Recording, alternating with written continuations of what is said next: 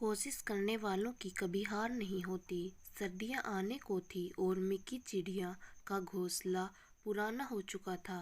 उसने सोचा, चलो एक नया घोंसला बनाते हैं ताकि ठंड के दिनों में कोई दिक्कत न हो। अगली सुबह वो उठी और पास के खेत से चुन चुन कर तिनके लाने लगी। सुबह से शाम तक वो इसी काम में लगी रही और अंत एक शानदार घोंसला तैयार कर लिया।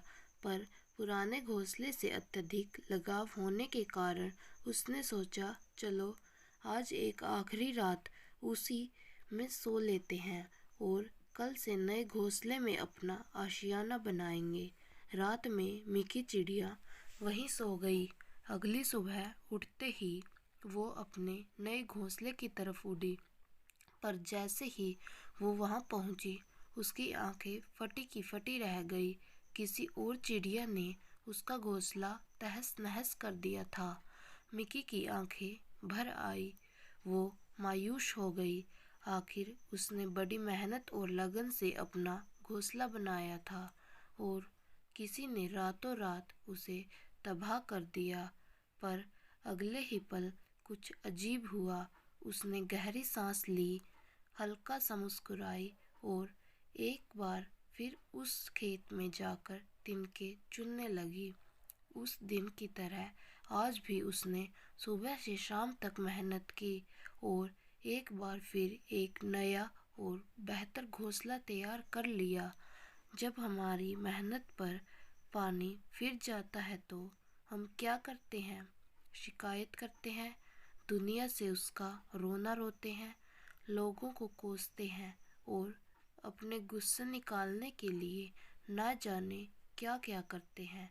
पर हम एक चीज़ नहीं करते, हम फौरन उस बिगड़े हुए काम को दोबारा सही करने का प्रयास नहीं करते।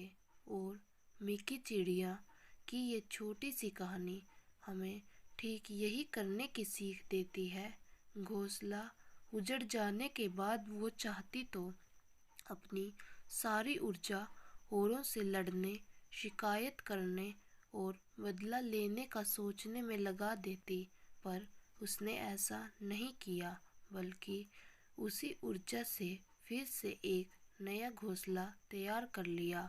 दोस्तों, जब हमारे साथ कुछ बहुत बुरा होता है तो न्याय पाने का प्रयास जरूर करें, पर साथ ही ध्यान रखें कि कहीं हम अपनी सारी ताकत तनाव, गुस्से और शिकायत में ही न गवा दें। ऐसा करना हमें हमारे ओरिजिनल लॉस से कहीं ज़्यादा नुकसान पहुंचा सकता है।